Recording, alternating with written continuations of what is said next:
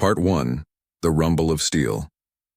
The coffee shop parking lot filled with the deep rumble of motorcycle engines as 12 riders gathered on that sunny Saturday morning. Bobby "Tank" Williams adjusted his black leather vest one more time, checking the patches that told his story. 20 years with the Iron Brotherhood Motorcycle Club. The morning air was crisp, perfect for riding, and the smell of bacon drifted from the diner where some of the guys were grabbing breakfast. Tank looked around at his brothers, each one preparing their bike with the same careful attention. There was old Pete, whose gray beard reached halfway down his chest, meticulously cleaning his chrome. Next to him stood Danny, the youngest member at 25, still excited about every ride like it was his first. The contrast between them showed the true spirit of their club. Age didn't matter. Background didn't matter. What mattered was loyalty and respect. Their bikes were their pride and joy. Tank's 1995 Harley-Davidson had been with him through thick and thin. He'd bought it used 15 years ago when money was tight, but he'd rebuilt every inch of it himself. The engine purred like a content cat, and the black paint job gleamed in the morning sun. Each bike in the parking lot had its own personality, from chrome-heavy cruisers to sleek touring bikes, but they all shared one thing. They were loved and cared for like family members. The Iron Brotherhood wasn't like the motorcycle clubs you see in movies. Sure, they looked tough with their leather vests and heavy boots, but their mission was simple: help their community and take care of each other. Every year they organized this charity ride to raise money for St. Mary's Children's Hospital. Last year they'd raised $12,000, enough to buy new playground equipment for the kids who were stuck in the hospital for long treatments. Tank remembered how this tradition started. 5 years ago, his buddy Rick's daughter had spent 3 months at St. Mary's fighting leukemia. The little girl, barely 6 years old, had looked so small in that big hospital bed. When Rick mentioned how the kids got bored with nothing to do, the club knew they had to help. That first ride raised $4,000, and it had grown every year since then. The preparation for today's ride had taken weeks. They'd planned the route carefully, 200 miles through the beautiful mountain roads with stops at small towns where local businesses had agreed to sponsor them. Each mile pledged brought in money for the hospital. Some businesses offered 50 cents per mile, others $1, and a few generous sponsors had pledged $5 for every mile completed. As Tank walked between the bikes, he felt proud of what they'd built together. These men came from all walks of life. There was Jimmy, who worked construction and had hands like sandpaper from years of hard work. Next to him, Dr. Rodriguez adjusted his helmet. Yes, a doctor who rode with a motorcycle club on weekends. Behind them, Big Mike, who owned a small restaurant downtown, was sharing jokes with Carlos, a retired police officer. People often made assumptions about them. When they rolled into town wearing leather and riding loud bikes, some folks crossed the street or hurried their children inside. Tank understood the fear. They did look intimidating. 12 big guys on motorcycles could seem scary if you didn't know them, but anyone who took the time to talk would discover they were just regular people who happened to love riding together. The club had rules, strict ones. No drugs, no violence, no illegal activities of any kind. If you got arrested for something stupid, you were out. If you started a fight, you were out. Tank had personally removed 3 members over the years for breaking these rules. The Iron Brotherhood's reputation in the community meant everything to him. Today's ride was special for another reason. They'd partnered with 3 other local motorcycle clubs for the first time. The Steel Riders, Desert Eagles, and Mountain Thunder groups would meet them at various points along the route. By the end of the day, they'd have nearly 50 motorcycles rolling together for the Children's Hospital. The sight would be something to remember. Tank checked his phone. They had sponsors tracking their progress online. Families who couldn't physically ride had pledged money. Based on GPS updates the club would post throughout the day. Technology had made their fundraising so much more effective. Last year, they'd gained sponsors from 3 different states just through social media. The diner door opened and the rest of the guys emerged, stomachs full and ready to ride. Pete carried a thermos of coffee. At 62, he'd learned the importance of staying caffeinated on long rides. Danny bounced on his feet with nervous energy, still getting used to the longer rides. For him, this was only his 3rd charity event with the club. "All right, brothers," Tank called out, his voice carrying across the parking lot. "Everyone knows the route. We stick together. No showing off, and we represent our community with pride. This isn't about us today. It's about those kids at the hospital who need our help." The men nodded, their expressions serious despite the excitement. They understood the responsibility they carried. Every action they took today would reflect on motorcycle riders everywhere. They'd be ambassadors showing the world that bikers could be positive forces in their communities. Tank climbed onto his bike and pressed the starter. The engine roared to life, followed by 11 others in a symphony of American iron. The sound echoed off the buildings around them, announcing their departure to anyone within a mile. Windows opened as people looked out to see the source of the noise. As they pulled out of the parking lot in formation, Tank felt the familiar rush of freedom that came with riding. The wind, the open road, and the brotherhood surrounding him created a feeling nothing else could match. Behind him, his club brothers followed in perfect formation, 2 by 2, their bikes gleaming in the morning sun. None of them could have predicted what lay ahead on Highway 87. None of them knew that before the day ended. They would face a situation that would test everything they believed about helping others. None of them imagined that their intimidating appearance, which often frightened people, would become someone's salvation. The road stretched out before them, winding through mountains and valleys toward their destination. Tank shifted into higher gear, feeling his bike respond with eager power. Today was supposed to be about raising money for sick children, about showing their community the positive side of motorcycle culture, about enjoying a beautiful day on the open road with good friends. Instead, it would become the day that changed how Tank and his brothers understood their purpose. The day they learned that sometimes being in the right place at the right time means everything, and the day they discovered that heroes don't always look like what people expect. Part 2, an unexpected encounter. 50 miles into their journey, the Iron Brotherhood had settled into their riding rhythm. The mountain highway curved through pine forests and open meadows, offering spectacular views that made every twist and turn a pleasure. Tank led the formation, maintaining a steady speed that kept the group together while enjoying the perfect riding conditions. The morning had warmed up nicely, and Tank could feel the sun on his shoulders through his leather vest. Behind him, he knew his brothers were experiencing the same sense of freedom that made these rides special.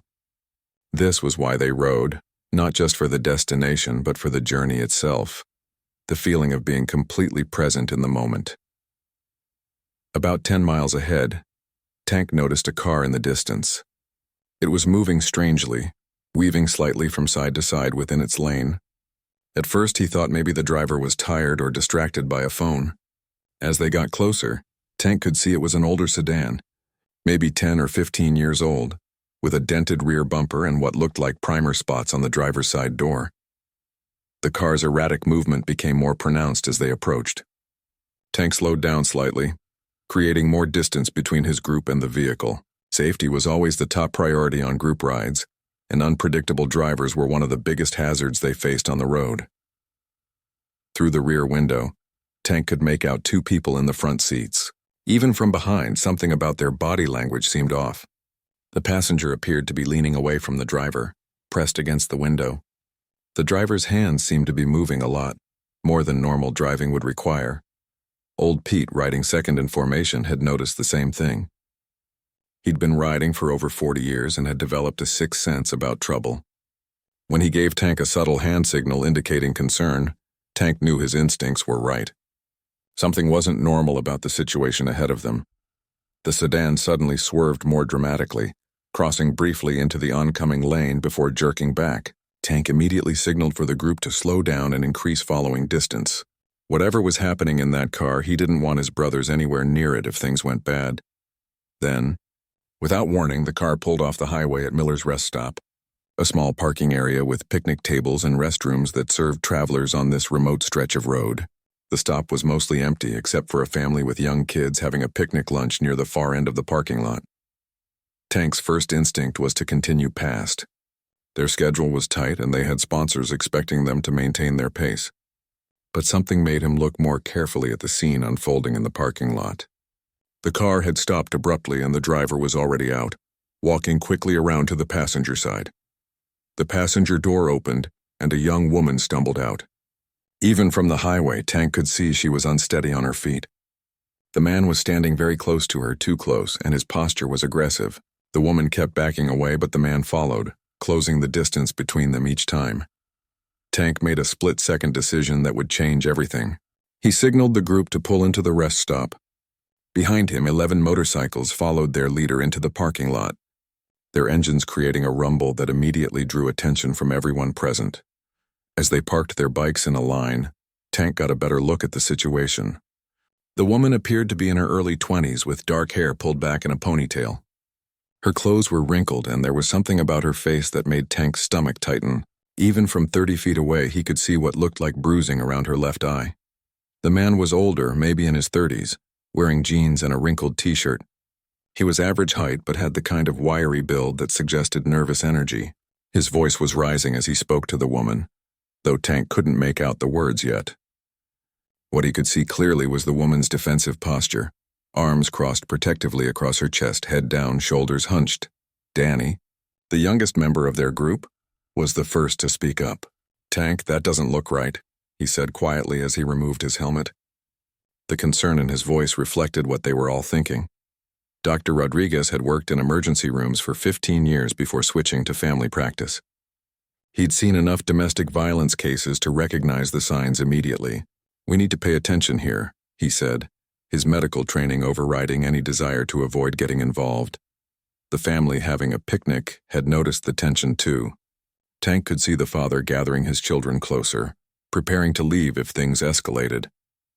The mother was watching the couple with obvious concern, torn between wanting to help and protecting her own family. As the bikers removed their helmets and turned off their engines, the argument between the couple became more audible. The man's voice carried across the parking lot, angry and demanding. "You're not going anywhere without me," he was saying. "You think you're better than me? You think someone's going to come save you?" The woman's response was quieter, pleading. "Please, just let me call my sister. I just want to go home." Her voice broke on the last word, and Tank felt his protective instincts kick into high gear. Big Mike, whose own daughter was about the same age as the woman, clenched his fists. "That's not right," he muttered. "That's just not right." Tank looked around at his brothers. These were good men, fathers and husbands who understood what it meant to protect people who couldn't protect themselves. They'd all seen enough of life to recognize when someone was in real trouble. The man noticed the motorcycles and their riders for the first time. His expression changed from anger to uncertainty as he took in the sight of 12 leather-clad bikers watching him. For a moment everything went quiet except for the wind through the pine trees and the distant sound of traffic on the highway. This was the moment Tank would remember for the rest of his life, the moment when everything hung in balance.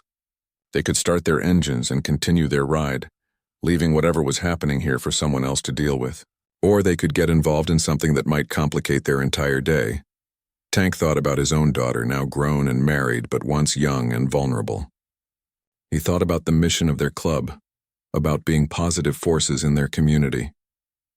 He thought about the kind of men they claimed to be versus the kind of men they actually were when it mattered. The woman's eyes met his across the parking lot. In that brief connection, Tank saw fear, hope, and desperation all mixed together. She was silently asking for help, and in that moment Tank knew there was only one choice his conscience would allow him to make. He gave a subtle nod to his brothers and began walking toward the couple. Behind him, Pete, Danny, Dr. Rodriguez, and the others followed. Their leather vests, heavy boots, and imposing presence completely changed the dynamic in the parking lot. The real story was just beginning. I'll part reading the signs as. The motorcycle engines quieted. The full scope of what was happening became crystal clear. The sounds that had been masked by engine noise and highway wind now carried across the parking lot with uncomfortable clarity. The man's voice was harsh and controlling, filled with the kind of anger that made everyone nearby feel tense. Tank and his brothers could now see the woman more clearly, and what they saw made their blood run cold. The bruising around her left eye was definitely real, and there were finger-shaped marks on her upper arm that were visible even from a distance. Her lip looked swollen and she kept touching it unconsciously, the way people do when they're still feeling pain from a recent injury. The woman, who looked to be in her early 20s, had the defeated posture of someone who'd been worn down by repeated confrontations. Her shoulders were hunched forward, her head down, and she kept glancing around as if looking for escape routes. Everything about her body language screamed that she was trapped and scared. Dr. Rodriguez, who had treated countless victims of domestic violence during his years in emergency medicine, recognized all the classic signs. The way she flinched when the man moved too quickly, the way she tried to make herself smaller, less noticeable, the careful way she chose her words, as if saying the wrong thing might trigger more violence. "I've seen this too many times," Dr. Rodriguez whispered to Tank. "That's not a couple having a normal argument. That woman is being abused." Pete, despite his gruff exterior, had a gentle heart that had been shaped by raising 3 daughters as a single father. He'd taught each of his girls how to defend themselves, but he also knew that sometimes the threat came from people who were supposed to love and protect them. The situation unfolding before them hit him right in his protective instincts. Danny, the youngest of the group, was struggling with what he was seeing. At 25, he'd lived a relatively sheltered life and had never witnessed domestic violence firsthand. The raw reality of it, seeing someone being controlled and hurt by someone who claimed to care about them, was shocking and infuriating. Big Mike's hands were clenched into fists at his sides. As a father of a 20-year-old daughter, he couldn't help but imagine how he'd feel if someone was treating his child this way. The protective rage that rose in him was almost overwhelming, but years of maturity and wisdom kept him controlled. The man noticed the biker's attention and briefly stopped his aggressive behavior toward the woman. He looked around nervously, sizing up the 12 large men in leather who were now clearly focused on his situation. For a moment, uncertainty flickered across his face, but then his anger returned, stronger than before. "Mind your own business," he called out to the bikers, his voice trying to sound tough but betraying underlying nervousness. "This is between me and my girlfriend. We're just having a discussion." Tank had heard that line before. 20 years of life experience had taught him the difference between a discussion and intimidation. This wasn't a conversation between equals. This was someone using fear and physical presence to control another person. The woman, meanwhile, had noticed the bikers, and something changed in her expression. For the first time since they'd been watching, she lifted her head and made eye contact with Tank. In that brief moment, he saw a flicker of hope, as if she was thinking that maybe, just maybe, someone might actually help her. Carlos, the retired police officer, had dealt with domestic violence calls throughout his 25-year career. He knew the statistics, that domestic violence incidents were among the most dangerous calls officers responded to, that victims often felt trapped and hopeless, that abusers became more dangerous when they felt cornered or exposed. "This is textbook," Carlos said quietly to the group. "Look at how she's positioned herself. Always keeping distance, always watching his hands, always ready to run. And look at him, controlling her movement, raising his voice to intimidate her, trying to isolate her from potential help." Jimmy, the construction worker, had grown up in a house where his father had beaten his mother regularly. He'd sworn as a child that he would never let anyone hurt a woman if he could prevent it. The memories of his childhood, of feeling helpless while his mother suffered, made the situation intensely personal for him. The family that had been having a picnic was now packing up their things, clearly uncomfortable with the tension in the air. The father was trying to hurry his children toward their car without making it obvious they were leaving because of the situation. Tank noticed the mother looking back at the young woman with concern, torn between wanting to help and protecting her own family. As Tank and his brothers stood there, taking in the full picture, the man's behavior became even more telling. He moved closer to the woman, invading her personal space in a way that made her visibly uncomfortable. When she tried to step back, he grabbed her wrist, not hard enough to be obviously violent, but firmly enough to prevent her from moving away. "You're not going anywhere until we figure this out," the man said, his voice lower now but no less threatening. "You think you can just walk away from me? You think you can embarrass me like this?" The woman's response was barely audible, but Tank could make out her words. "I'm not trying to embarrass you. I just want to go home. Please, just let me call my sister to come pick me up." "Your sister?" The man's voice rose again. "Your sister who fills your head with ideas about leaving me? Your sister who thinks she's better than me? No way. You're coming home with me and we're going to work this out like adults." Tank felt his jaw tighten. The man's words revealed so much about their relationship. The isolation, the control, the way he dismissed her family's concerns as ideas about leaving. This wasn't a relationship. It was a prison, Dr. Rodriguez stepped closer to Tank. "We need to do something," he said quietly. "This is escalating and she's in real danger. I've seen too many cases where this kind of situation ended badly." Tank nodded. He'd been thinking the same thing. Every instinct he had was telling him that this woman needed help, and that waiting for someone else to intervene wasn't an option. The rest stop was isolated, with no businesses nearby and limited cell phone coverage. If they didn't act, who would? Looking around at his brothers, Tank saw the same determination in their faces that he felt in his heart. These were men who had pledged to protect their community and look out for people who couldn't protect themselves. This was exactly the kind of situation their values demanded they address. Pete caught Tank's eye and gave a slight nod. Danny's youthful energy was barely contained as he waited for direction. Big Mike was already positioning himself strategically. Carlos was assessing the situation with his law enforcement experience. Dr. Rodriguez was ready to provide medical assistance if needed. Tank made his decision. This wasn't about their charity ride anymore or their schedule or avoiding complications. This was about a young woman who was clearly in danger and needed help from people who were strong enough and brave enough to provide it. He began walking toward the couple, his brothers falling into formation behind him. Their leather vests, imposing size, and unified movement created an intimidating presence that immediately changed the entire dynamic of the situation. The woman's eyes widened with a mixture of hope and fear. The man's expression shifted from anger to uncertainty as he realized he was no longer controlling this situation. Everything was about to change. Part 4. The confrontation Tank approached the couple with measured steps, his presence commanding but not aggressive. Behind him, Pete, Dr. Rodriguez, and Danny followed in a loose formation that looked casual but was actually carefully planned. The remaining club members stayed near their bikes, creating a supportive presence without overwhelming the situation. The man, whose name they would later learn was Kevin Walsh, immediately bristled at their approach. His grip on the woman's wrist tightened and his entire posture became defensive. "What do you want?" he demanded, his voice trying to sound tough but betraying clear nervousness. "This is none of your business." Tank stopped about 10 feet away, close enough to be heard clearly but far enough to avoid seeming threatening. At 6 feet 2 inches and 240 pounds, Tank was an imposing figure even when he was trying to be friendly. His years of experience had taught him how to use his presence effectively, intimidating when necessary, reassuring when appropriate. "Good morning," Tank said, his voice calm and steady.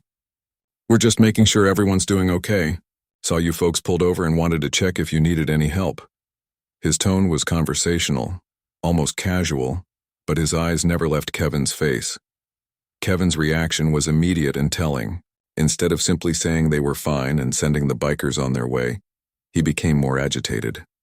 "We don't need help from you people," he snapped. "Just mind your own business and keep moving." The phrase "you people" hung in the air, loaded with prejudice and assumption. Tank had heard it countless times over the years. People who saw the leather vests and motorcycles and immediately categorized them as troublemakers or criminals. Usually it bothered him. Today, he was grateful for Kevin's prejudice because it revealed exactly what kind of person they were dealing with. Dr. Rodriguez, whose medical training had taught him to read people quickly and accurately, noticed the woman's reaction to their presence. Instead of moving closer to her boyfriend for protection, she was subtly positioning herself further away from him. Her body language suggested she saw the bikers as potential rescuers, not additional threats. "I'm a doctor," Dr. Rodriguez said gently, addressing the woman directly. "Are you hurt? Do you need medical attention?" His professional manner and genuine concern were evident in every word. The question seemed to surprise both Kevin and the woman. Kevin's eyes darted between Dr. Rodriguez and the woman, clearly trying to assess how much the bikers could see and understand about their situation. "She's fine," Kevin answered quickly before the woman could speak. "We just had a little argument in the car. Everything's under control here." But Tank was watching the woman's face and he could see her internal struggle. Her eyes kept moving between the bikers and Kevin, as if she was weighing her options and trying to decide whether she dared to speak up.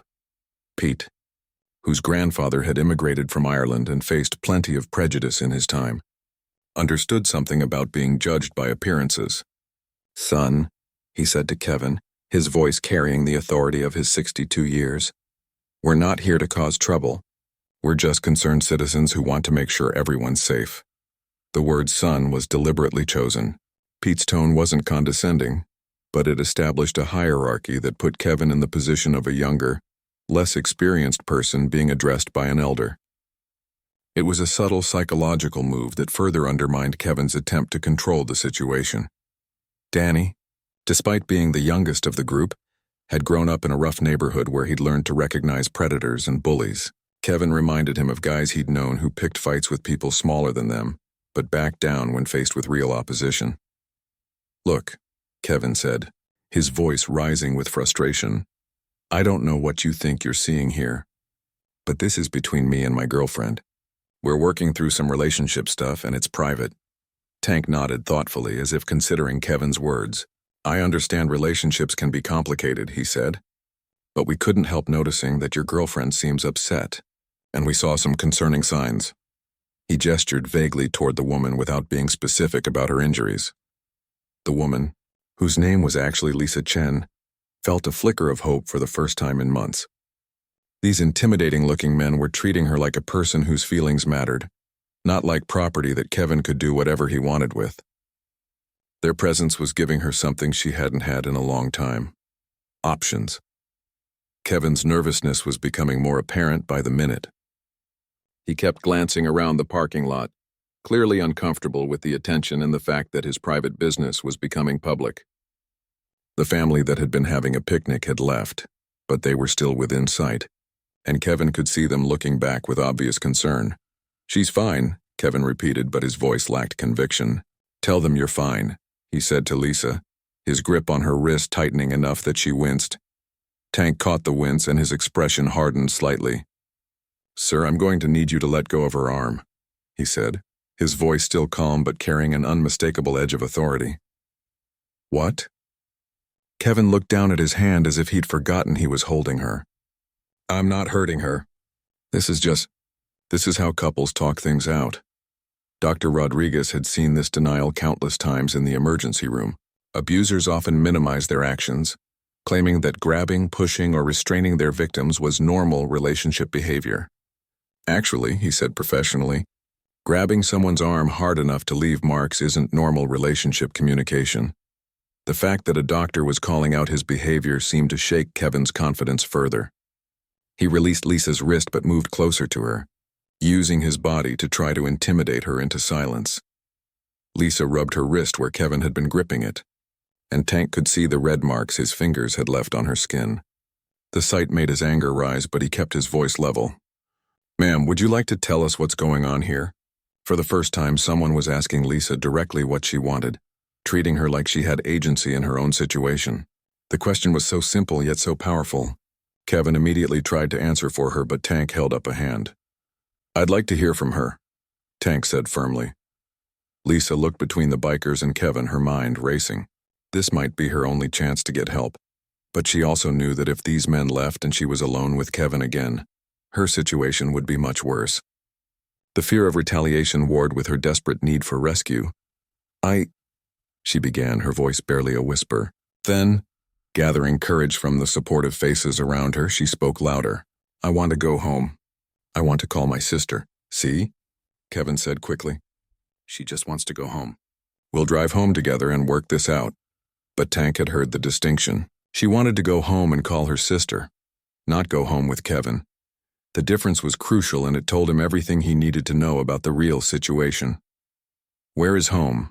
Tank asked Lisa gently. "And where would you like us to take you?" The question implied that the bikers were prepared to help her get wherever she needed to go, and it completely bypassed Kevin's assumption that he would be controlling her transportation and destination. Kevin's face flushed red with anger and embarrassment. These leather-clad strangers were treating his girlfriend like she had rights and choices, undermining his authority in a way that made him furious. But he was also beginning to realize that he was outnumbered and outmatched. The silence that followed Bull's proposal seemed to stretch forever, though it probably lasted only a few seconds. Rachel and her mother exchanged glances, and Bull could see them processing what he had just suggested. The idea of 50 motorcycle riding veterans forming an honor guard at their family wedding was not something they could have imagined when they woke up that morning. Rachel was the first to speak, and her voice was filled with emotion. "You would do that for my grandfather? You don't even know us." She looked toward Robert, sitting in his wheelchair at the edge of the celebration, and Bull could see tears beginning to form in her eyes.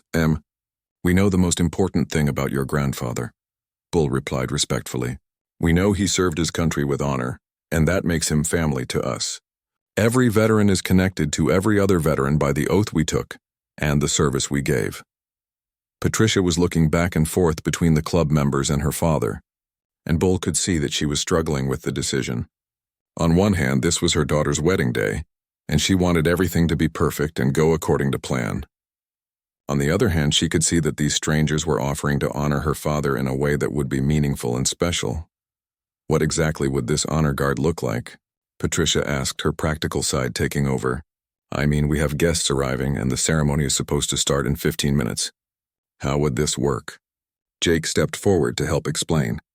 "Ma'am, we would form 2 lines from where your father is sitting to the front of the ceremony area. We'd escort his wheelchair through the honor guard to a place of prominence where he can see everything perfectly. Then we'd stand at attention during the ceremony as a mark of respect," Tommy added. "We do this kind of thing at military funerals all the time. We know how to be respectful and dignified. We wouldn't do anything to disrupt or take attention away from the bride and groom." Rachel looked toward David, her groom, who had been listening to the conversation with growing amazement. He walked over to join the group, his expression showing that he was as moved by the offer as everyone else. "This is incredible," David said, shaking his head in wonder. "Rachel, your grandfather means the world to both of us. If these gentlemen want to honor him at our wedding, I think we should let them." Bull could see that the family was warming to the idea, but he also knew they needed to understand exactly what they were agreeing to. "Ma'am, sir, I want to be completely clear about what we're proposing. We have 50 club members here, and we're all veterans. We'll be respectful and quiet, but we will be visible. This will definitely change the dynamic of your ceremony." Rosa spoke up again, her voice gentle but persuasive. "I lost my son in Iraq 5 years ago. The honor guard at his funeral meant everything to our family. It showed us that his sacrifice was recognized and valued. Your father's sacrifice deserves the same recognition." Those words seemed to clinch the decision for Patricia. Bull could see her imagining how meaningful this would be for her father, who had spent too many years feeling like his service in Vietnam had been forgotten or unappreciated by the country he had fought for. "Yes," Patricia said firmly. "Yes, I think my father would be honored, and I think it would be beautiful." She looked at Rachel and David. "What do you think?" Rachel was already nodding enthusiastically. "Grandpa Robert has always been my hero. He used to tell me stories about the Marines when I was little, and I could see how proud he was of his service. If you can give him a moment to feel that pride again, especially today, then absolutely yes." David was grinning widely now. "This is going to be the most amazing wedding ceremony ever. How many couples can say they had a 50-person veteran honor guard at their wedding?" Bull felt a surge of gratitude and excitement. "Thank you, ma'am, sir. We'll make sure this is done with complete respect and dignity. Your father is going to have the best seat in the house, and your wedding is going to be something special." "What do we need to do?" Patricia asked, her practical side taking over again. "How can we help make this work?" Bull looked back toward his club members who were still waiting by the road. He raised his hand and gave them the signal they had been waiting for. Immediately, all 46 remaining veterans began walking across the grass toward the wedding gathering, their movements coordinated and purposeful. The reaction from the wedding guests was immediate and dramatic. Conversation stopped mid-sentence as people turned to see what was happening.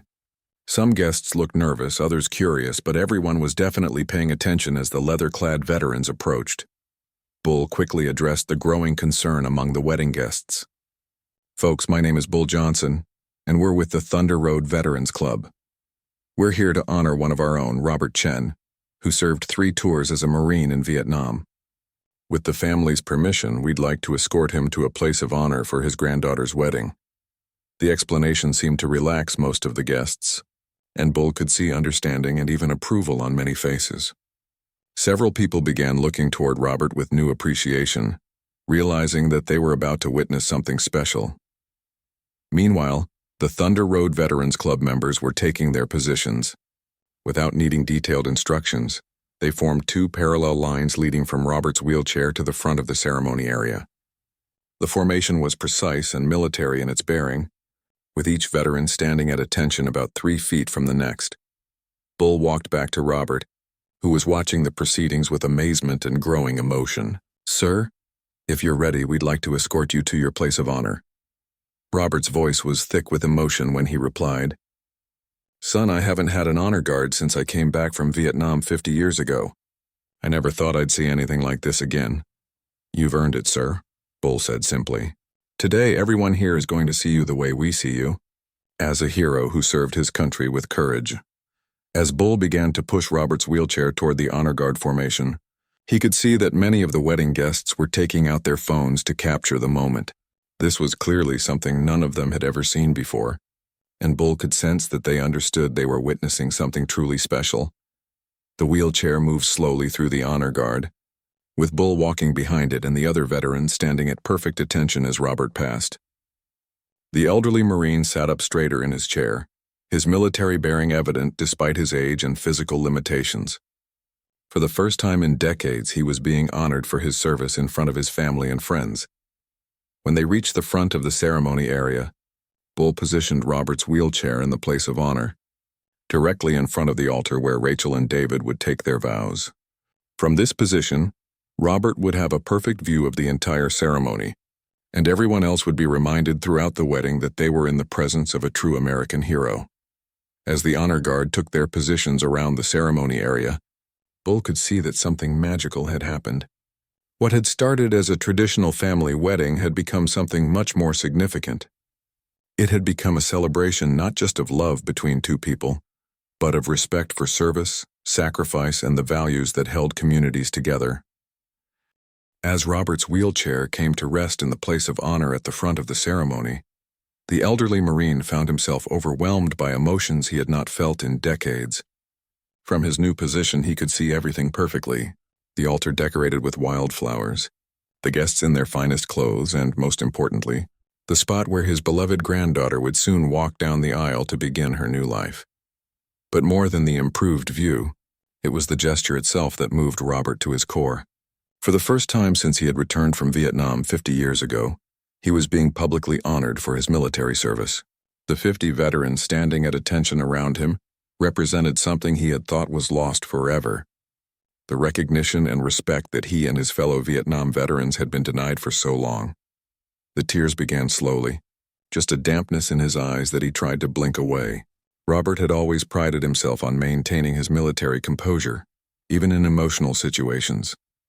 Marines did not cry, especially not in public. But as he looked around at the honor guard that had formed spontaneously to honor him, his emotional defenses began to crumble. Behind him, Bull noticed Robert's shoulders beginning to shake slightly.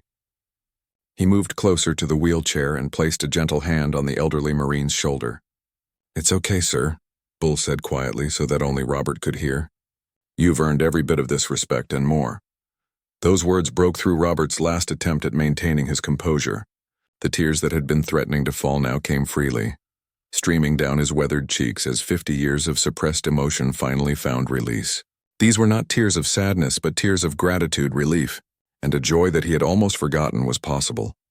Robert thought about his return from Vietnam in 1972, when he had arrived at San Francisco Airport in his dress uniform, proud of his service and ready to be welcomed home. Instead, he had been met with protesters who called him horrible names and spat at him. He had quickly changed into civilian clothes and never wore his uniform in public again, carrying the shame and hurt of that reception for the rest of his life. He remembered the job interviews where potential employers would see his military service on his resume and suddenly become less interested in hiring him. He thought about the decades when Vietnam veterans were portrayed in movies and television as damaged, dangerous, or broken. He recalled the silence that fell over conversations when someone mentioned they had served in Vietnam, as if it were something shameful rather than honorable. But now, surrounded by these fellow veterans who understood what he had endured, Robert felt a healing that he had never expected to experience. The honor guard was not just a gesture of respect for his military service. It was an acknowledgement that his sacrifice had meaning, that his service had value, and that he was worthy of recognition and appreciation. Patricia, Robert's daughter, was watching from a few rows back, and she was crying too. She had spent her entire adult life seeing her father carry the burden of his war experience largely alone. She had watched him struggle with nightmares, with the guilt that came from surviving when friends did not, and with the feeling that his country had forgotten about him and his fellow veterans. Now, seeing her father surrounded by respect and honor on her daughter's wedding day, Patricia felt like a tremendous weight had been lifted not just from Robert's shoulders, but from her entire family. Her children would see their grandfather honored as the hero he had always been, and maybe some of the old wounds could finally begin to heal. Rachel, the bride, was watching from behind a tree where she was waiting for the ceremony to begin. When she saw her grandfather crying tears of joy, she began crying too, though she tried to be careful not to ruin her makeup.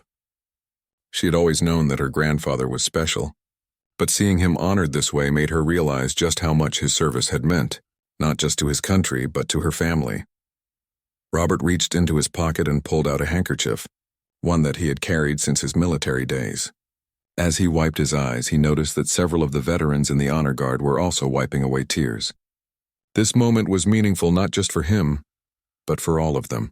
They were honoring not just Robert's service, but the service of all Vietnam veterans who had come home to an ungrateful nation. Rosa, standing in the honor guard formation, was thinking about her own father's experience as a Vietnam veteran. He had died 5 years ago, still carrying the pain of his reception when he returned from war. She wished he could have experienced something like this, a moment of public recognition and respect for the sacrifice he had made. Jake was remembering his own grandfather, who had served in World War II and had always been proud of his military service. Jake had joined the Thunder Road Veterans Club partly to honor his grandfather's memory, and moments like this reminded him why that mission was so important. The wedding guests were watching this scene unfold with their own mixture of emotions. Many of them had never really thought about what Vietnam veterans had endured, both during the war and after their return home. Seeing Robert's emotional response to being honored made them realize how much these men had given up and how little recognition they had received in return. Some of the younger guests were taking pictures and videos with their phones, instinctively recognizing that they were witnessing something historic and meaningful. Others were simply watching in respectful silence, understanding that they were seeing a moment of healing and redemption that had been 50 years in the making. David, the groom, was standing near the altar, and he found himself thinking about his own grandfather, who had served in Korea but had never talked much about his war experience. David began to understand that there were probably many veterans in his own family and community who had carried their service quietly, without recognition or appreciation. Bull stood behind Robert's wheelchair, feeling a deep satisfaction that went beyond the success of their spontaneous plan. This was why the Thunder Road Veterans Club existed, to ensure that no veteran was forgotten or overlooked. Seeing Robert's emotional response validated everything they did and reminded Bull why this work was so important. As the tears continued to flow down Robert's cheeks, he began to feel something he had not experienced since before Vietnam. He felt proud of his service again. For 50 years, he had carried his military experience as a burden, something that marked him as different and possibly damaged. But surrounded by this honor guard of fellow veterans, he remembered what it felt like to be proud of what he had done for his country. Robert straightened his shoulders and lifted his chin, resuming the military bearing that had never really left him, even during his darkest moments. The honor guard had given him back something precious that he thought he had lost forever: his sense of dignity and worth as a veteran and as a man. The transformation was visible to everyone watching. The elderly man who had been sitting alone at the edge of the celebration just minutes before was now sitting tall and proud at the center of attention, surrounded by respect and honor, ready to watch his granddaughter get married from the best seat in the house. As the wedding music began to play, the entire atmosphere of the ceremony had been transformed by the presence of the Thunder Road Veterans Club. What had started as a simple family gathering in a small town park had become something that felt historic and deeply meaningful. The 50 veterans stood at perfect attention around the perimeter of the ceremony area, their leather jackets and military patches creating a powerful backdrop of service and sacrifice. Rachel appeared at the back of the aisle, radiant in her white dress and carrying her bouquet of white roses. But before she began her walk toward the altar, she did something that no one expected. She walked directly to her grandfather's wheelchair, leaned down, and kissed him gently on the forehead. "Thank you for your service." "Grandpa," she whispered in his ear, loudly enough for those nearby to hear. "I'm so proud to be your granddaughter." Robert reached up and touched her face gently, his eyes still wet with tears of joy. "I'm proud of you too, sweetheart. You're going to make a beautiful bride." The exchange was captured by the wedding photographer, who was working overtime to document this unexpected turn of events. Lisa had photographed hundreds of weddings, but she had never seen anything like this. The combination of traditional wedding elements with the military honor guard was creating images that she knew would be treasured for generations. As Rachel began her walk down the aisle, accompanied by her father, the veterans remained at attention, but their eyes followed her progress with obvious appreciation and respect. These men and women, who had seen so much conflict and loss in their lives, were clearly moved by this celebration of love and new beginnings. David stood waiting at the altar, his face showing a mixture of love for his bride and amazement at how their wedding day had evolved. When he had woken up that morning, he could never have imagined that their ceremony would include a 50-person honor guard, or that it would become a tribute to military service, as well as a celebration of their love. The pastor, who had been initially surprised by the appearance of the motorcycle club, had quickly adapted to the new circumstances. He understood that he was now presiding over something much more significant than a typical wedding ceremony. This had become a moment where love, service, and community all came together in a way that spoke to the best of human nature. As Rachel reached the altar and took David's hands, the pastor began the ceremony with words that acknowledged the special nature of the day. "Dearly beloved, we are gathered here today not only to celebrate the love between Rachel and David, but also to honor the service and sacrifice that have made our freedom and our happiness possible." The wedding vows took on deeper meaning in the presence of the honor guard. When Rachel and David promised to support each other through difficult times, everyone present was acutely aware that the veterans surrounding them had already lived through some of the most difficult times imaginable. When they promised to love each other unconditionally, the example of service and sacrifice represented by the honor guard gave those words additional weight and significance. Bull stood directly behind Robert's wheelchair, and he could see that the elderly Marine was absorbing every moment of the ceremony. Robert's face showed pure joy as he watched his granddaughter get married, but there was something more there too. There was a sense of completion, as if this moment of honor and recognition had healed something in him that had been broken for 50 years. During the exchange of rings, David did something that surprised everyone, including Rachel. He turned toward Robert and addressed him directly. "Sir, I want to thank you for your service to our country, and I want you to know that I will honor your granddaughter the way you honored America, with courage, dedication, and love." Robert nodded approvingly, and Bull could see the old Marine's military bearing strengthen even more. David's words showed that he understood the connection between military service and the commitment of marriage, both of which required sacrifice, dedication, and putting something larger than yourself first. When the pastor asked if anyone objected to the marriage, there was a moment of absolute silence. Then, spontaneously, one of the veterans in the honor guard called out, "Hurrah!" in support of the union. The call was immediately taken up by the other club members, creating a chorus of military appreciation that echoed across the park. The sound made Rachel and David laugh with joy, and even the pastor smiled at the unexpected but heartfelt endorsement of their marriage.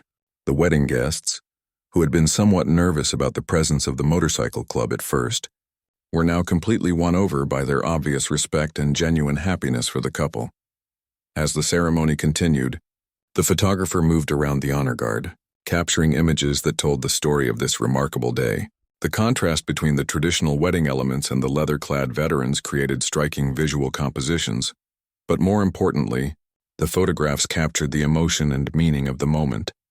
When it came time for Rachel and David to kiss as husband and wife, the honor guard remained at perfect attention, but Bull could see smiles on many of the faces under the motorcycle helmets and caps. These veterans, who had seen too much sadness and loss in their lives, were clearly moved by this celebration of love and hope. The recessional was unlike anything anyone had ever seen at a wedding.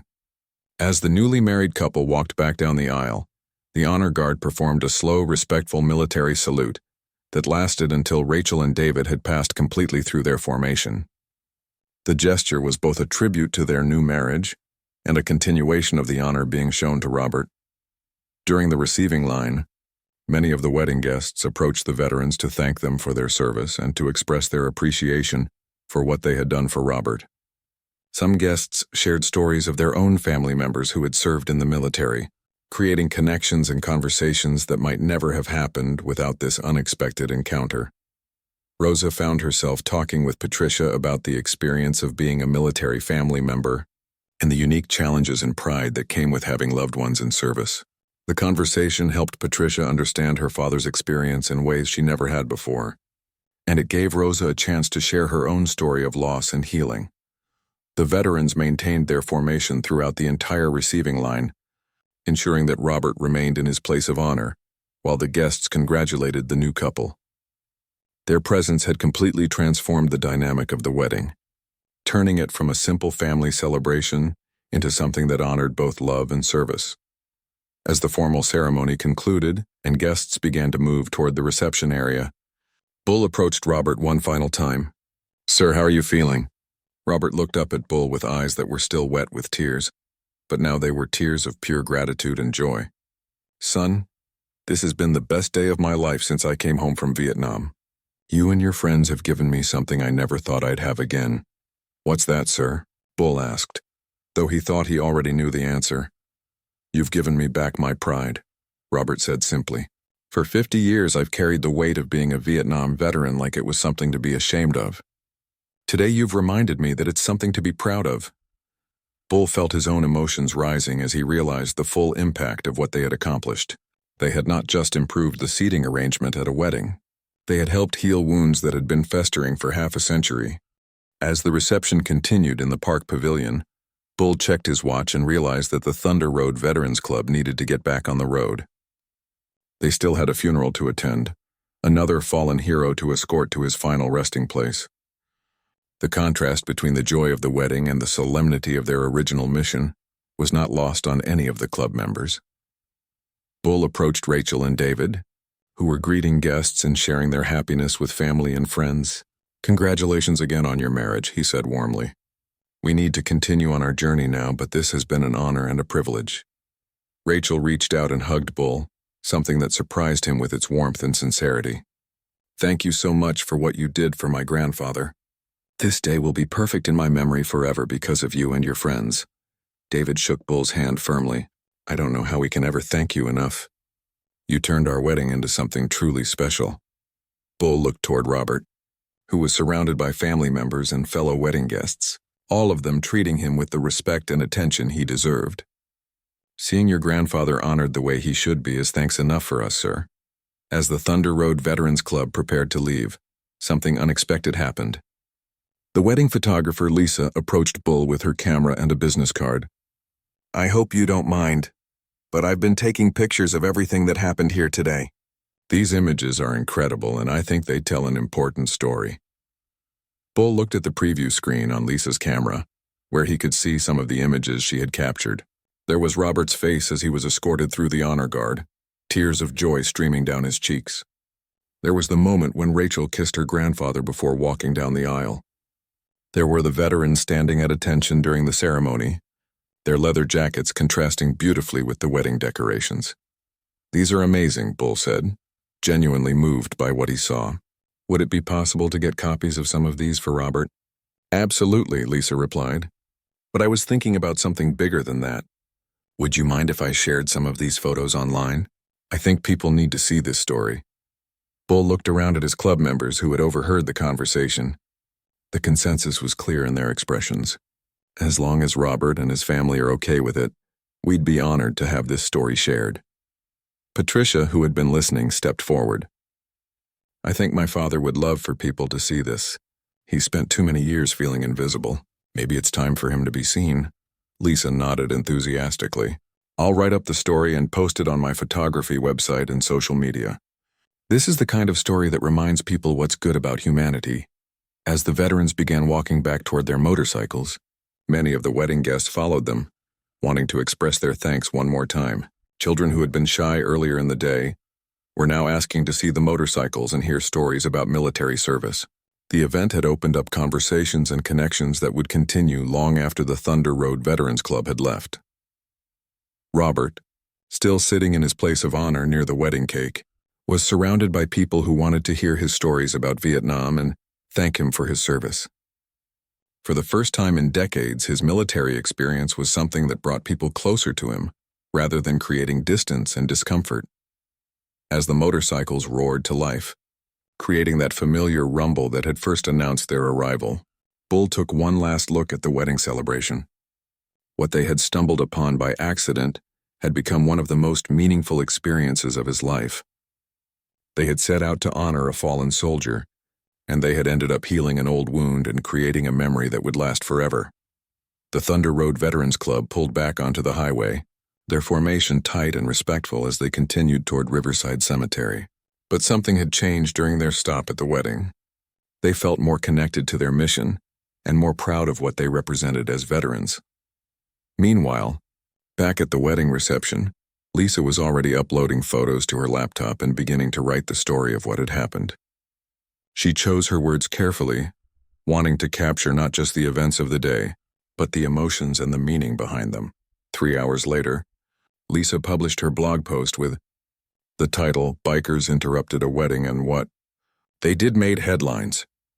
She included 12 of her best photographs and a detailed account of how the Thunder Road Veterans Club had transformed a simple family wedding into something extraordinary. The response was immediate and overwhelming. Within the first hour, the post had been shared hundreds of times on social media. People were commenting with their own stories about veterans and their families, sharing memories of grandparents and parents who had served but never received recognition for their sacrifice. By the end of the day, the story had been picked up by local news stations. The next morning, it was featured on national morning shows. The photograph of Robert's emotional face as he was escorted through the honor guard became an iconic image that was shared millions of times across all social media platforms. News outlets began reaching out to the Thunder Road Veterans Club, wanting to interview Bull and the other members about their mission and their experience at the wedding. Television producers called Patricia and Rachel, asking if they would be willing to share their perspective on what had happened. Within a week, the story had become a viral sensation. The headline, "Bikers Crash Wedding, What They Did Next Will Restore Your Faith in Humanity," appeared on news websites around the world. The story was translated into dozens of languages and shared in countries where people had never heard of the Thunder Road Veterans Club, but understood the universal language of respect and honor. Robert, who had spent 50 years feeling forgotten and overlooked, suddenly found himself receiving letters and emails from people around the world. Veterans from other countries shared their own stories of homecoming difficulties. Young people wrote to thank him for his service and to say that his story had inspired them to appreciate the veterans in their own families. The Thunder Road Veterans Club began receiving requests to provide honor guards at other events. Families who had elderly veterans wanted to give them the same kind of recognition that Robert had received.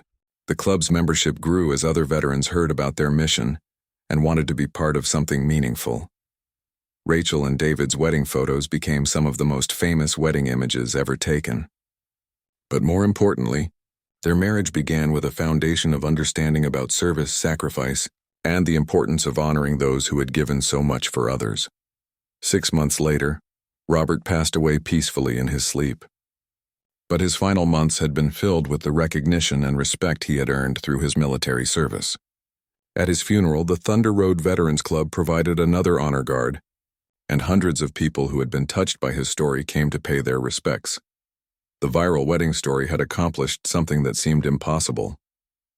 It had helped heal the wounds that Vietnam veterans had carried for decades, and it had reminded an entire generation about the importance of honoring military service. What had started as a chance encounter on a country road had become a movement of respect and appreciation that touched hearts around the world. Bull continued to lead the Thunder Road Veterans Club, but he never forgot the lesson he learned that day at Rachel and David's wedding. Sometimes the most important missions were the ones you never planned, and sometimes the greatest honor you could give was the simplest act of recognition and respect. The Story became a reminder that ordinary people could do extraordinary things when they chose to act with kindness and honor. It showed that healing was possible, that recognition mattered, and that sometimes all it took to change someone's life was the willingness to see them as the hero they had always been.